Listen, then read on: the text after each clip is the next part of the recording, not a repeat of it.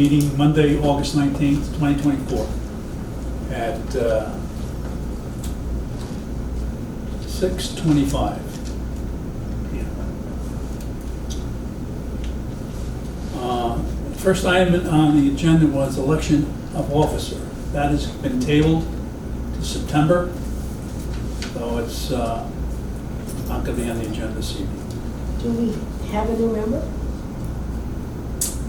Not yet. I think that's why it's been tabled. And Yeah, so just to follow up on that, as you all know, Commissioner Burke relocated out of town, and because of that, he resigned from the board effective August 2nd of this year. So I'd like to thank him for his service over the past year, and we've been informed by the first selectman's office that the new member replaced Rob's not in place as of yet, and so as the Commissioner said, we're going to table that election of the chairman, and they've asked us to reschedule the meeting. Next month's meeting was scheduled for September 16th, so they'd like to reschedule that meeting till the new person will be available, which won't be until sometime after September 24th. So I think that really only leaves us with a couple of days before the end of September, because the 25th is the night of the Living Treasures Award at the Human Services. So that'll be going on. So it leaves us with pretty much Thursday the 26th, and then it's Friday or 27th. Or Monday the 30th. Those are really the only 2 days before the end of the month. So if we want to decide on the next meeting. Well, we have the 26th or the 30th. Do we have consensus here? Which day would suit everybody? Oh, I will be here on the 30th. Let me see. 26th? 26 minutes for you? 26th? Just 26 one. I can make it work. Thursday. Yeah, that works for me. Okay, so you want to go with Thursday, 26? 26th Okay. works. Okay, so then that'll be a special meeting on September 26th, Thursday, 6:15 p.m. Thank you all. All right, next item on the agenda, approval of meetings, June 25th.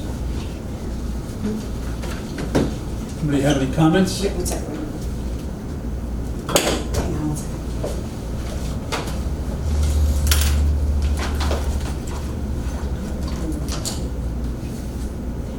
Okay, so back to approval of the minutes. Yes. June 25th, 2024. Do we have any comments?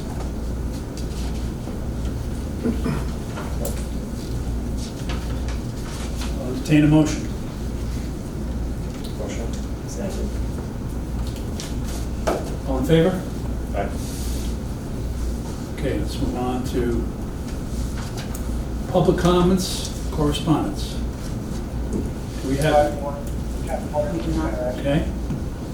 Then we're going to move on to the review of financial reports. Financial report, So in the financial report, currently we're just under the first 2 months into the new fiscal year. So at this point, most of our expenditures are all contractually related stipends and the mandatory operational requirements such as annual dues, contract renewals, encumbrances, and running purchase orders. So there's nothing of concern or significance to bring to the board's attention at this time.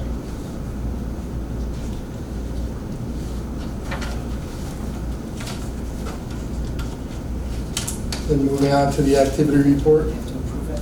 yep. Need a motion to approve. Please, yes. Motion. Second? All in favor? Aye.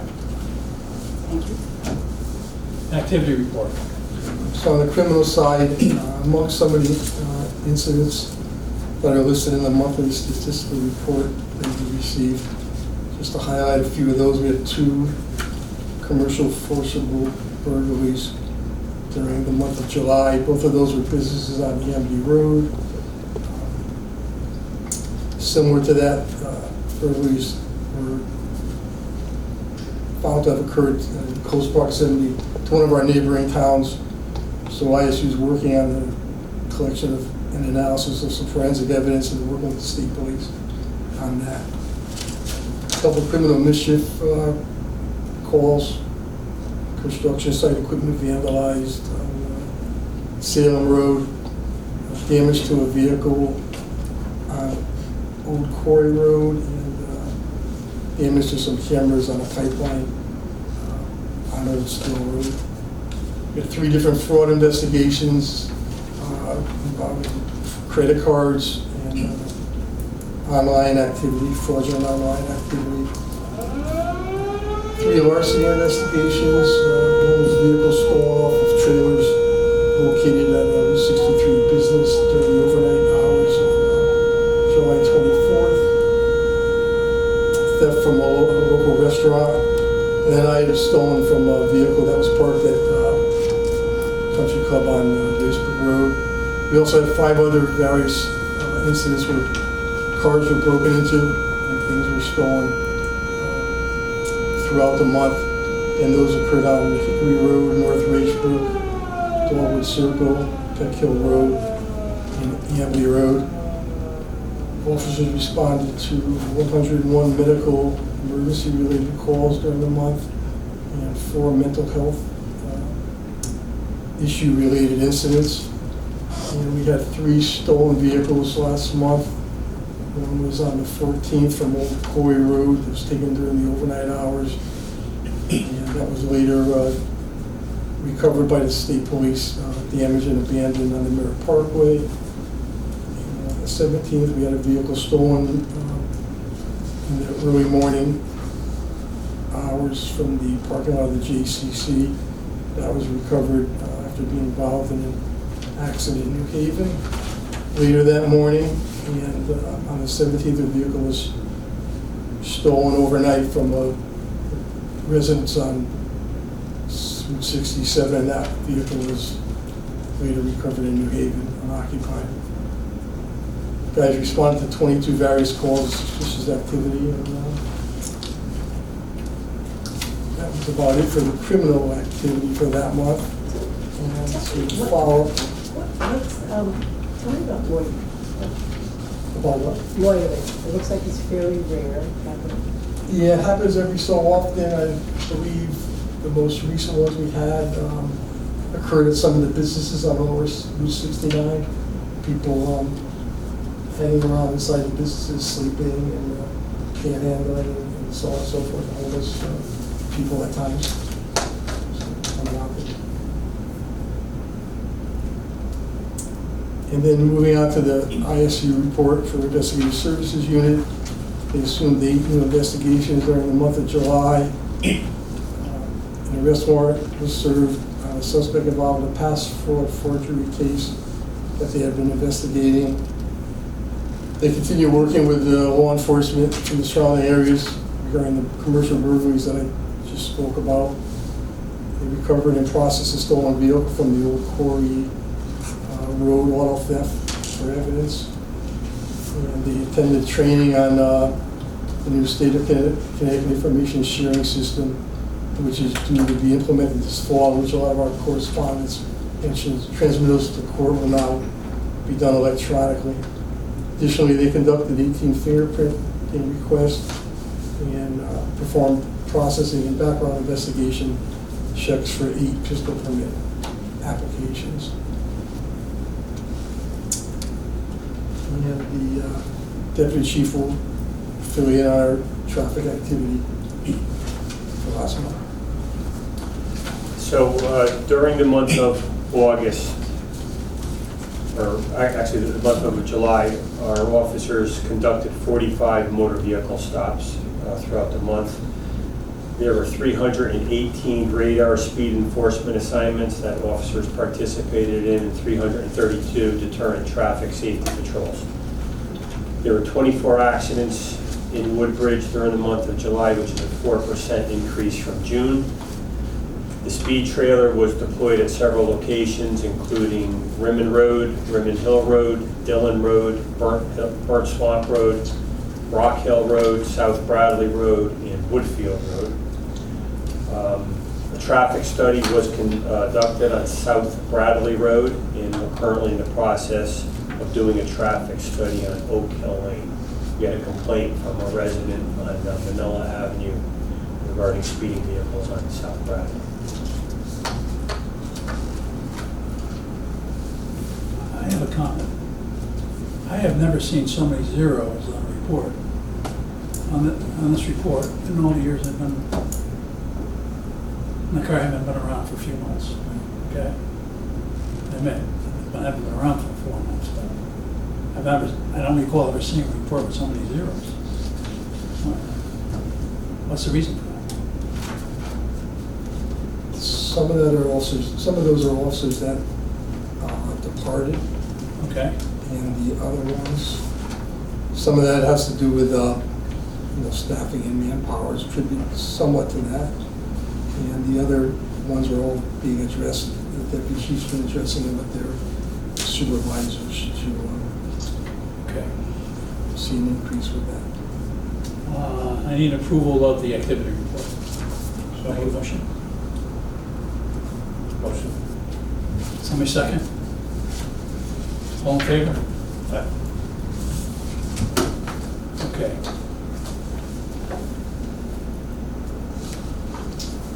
Okay, next is report of Chief of Police. Just two quick project updates. The first one was about our S2 electronically controlled door system project that was done incrementally over the past 2 fiscal years. That's been totally completed. So we've made use of all available ports in the Unix controller with 16 access points now functioning. So that'll increase our operational integrity and security of some critical areas. And the other update was in regards to our fiscal year 24 capital budget radio replacement project that was also completed last month. So with that, all of our new Motorola APX series handheld portable radios and our in-car mobile radios are all in service, and the upgrade will greatly enhance our regional radio interoperability, giving us service on all 3 radio frequencies in the event of an emergency. And that's all I have to report there. You approval of the report of the chief. Make a motion. So moved. Second. All in favor? Aye. Personnel matters. The first item to report on was extended absences. We currently have just one officer who remains out in a workers' comp-related injury that started in early of November of 2023. His return to work date at this point remains uncertain pending further medical evaluations. And the second topic was a part-time IT position. So with the board's approval at last month's meeting, I've been moving forward with the anticipated hiring of a part-time person to supplement our IT needs. Earlier this month, I also discussed the position with First Selectman and the Finance Director. We're both in agreement and understanding of the necessity for us to fill that position. Currently, we have a person in mind who has served in the local law enforcement for many years in the roles of a systems and information manager, and currently as a police IT professional at another police department in the area. He not only holds all the required security clearances that we need, but he has extensive experience in the working of both our next-gen records management system and our computer-assisted dispatch system. So that's would be huge for us to get some expertise and help with that. So at this point, I'm working on some labor-related logistics associated with bringing him on board on a part-time basis. And I'm hoping that happens soon, and I'll keep you updated as how that progresses. Does the personnel committee need to interview him? Or this is I don't believe so, it's just a part-time position, so it's not full-time. And the next one, we had recently received this month 2 resignations, letters of resignation from our personnel. So on July 8th, just 3 days before she was scheduled to start the police academy, our recruit, Officer Cassidy Kirby submitted her resignation after accepting a position as a new recruit for the Fairfield Police Department. And then at the end of the month, on July 29th, Officer Learco Capazzo submitted his letter of resignation, and that went into effect August 5th, and he accepted a position with the Wallingford Police Department as a certified lateral transfer. So, going back to Officer Cassidy, can you just explain to me the timeline? So we hired her, so she was an employee, and what were her duties while she was ready to go to the academy? So we hired her a couple months, probably at the beginning of April, beginning of May, sometime thereabouts, but she didn't start work until July 1st was her first date of work. So that would get her in here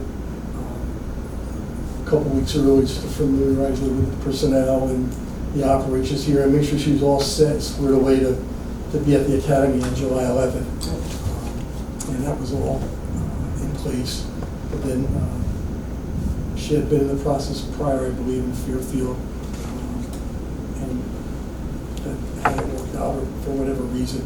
Long and short of it was Fairfield reached out to her at the last minute, and she decided to accept the position. So that's what Is that unusual, waiting that long? Yeah, it is kind of unusual, somewhat disappointing, unusual, surprising, but she had different reasons, different offerings that she were more beneficial to her, and she felt that would be a benefit, so that's what that would be. So that just brings me to the next topic, hiring. So with these two recent resignations, leaves us with 3 vacancies. So we have Officer Kirby, Officer Iannucci resigned in the end of April and took a civilian position somewhere else, and then Officer Capazzo most recently. So we're at 23 now? No, we were at 23 and now we're at 20. And then we have the one officer that I just mentioned who's been out on that workman's comp leave, and we're not sure when his return to work date remains uncertain. So, realistically, we're down to 19. Yeah, your Stuff. guy on workman's comp, he gets you down to 19, right? Yeah, he gets us down to 19, and that's very concerning for the deputy chief and myself because trying to provide emergency services. At one point, we were studied and recommended to be at 26. We had cuts, and now we lost some people. Now we're trying to do the same thing with only 23, so it's very challenging. But even more important, I feel it's not safe at these levels, for the community, and nor is it for our officers to be working under these conditions. But we have to do what we have to do until we get more people. Currently, we're in negotiations, the town is, with the police union for a new collective bargaining agreement, and we're hopefully anticipating that once that's settled, it will provide some enticements to hopefully assist us with both recruitment and retention. So I look for the board's approval to let us move forward with the hiring process for 2 new candidates to replace Recruit Kirby and Officer Capazzo, and that's in addition to the one already approved to replace Officer Iannucci. So I need a motion. I'll entertain a motion. I'll move that the commission authorize the commencement of all necessary procedures to replace 2 officers who have resigned. Second. All in favor? All right. Okay, I need a motion to adjourn. Motion. Second. Okay, Woodbridge Traffic Authority. Any public comments and correspondence? None. Traffic matters, traffic committee, pending topics. Yeah, I just want to update the board on several different traffic-related complaints we received from residents. A couple of those the deputy chief touched on in his report.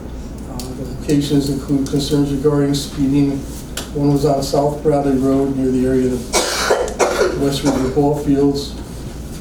The other one is that North Pease Road that we're continuing to address. Then also Oak Hill Lane, and then most recently complaint on about speeding on Baldwin Road.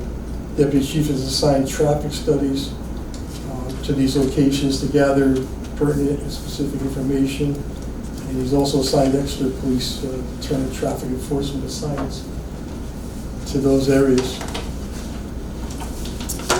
We're working with scheduling of a meeting of the traffic committee. I talked to Chris Dickerson, and we're planning to have that in the near future, in early September, to further discuss those topics. So at this time, there's no action for the board to take on anything, and that's what we have pending now.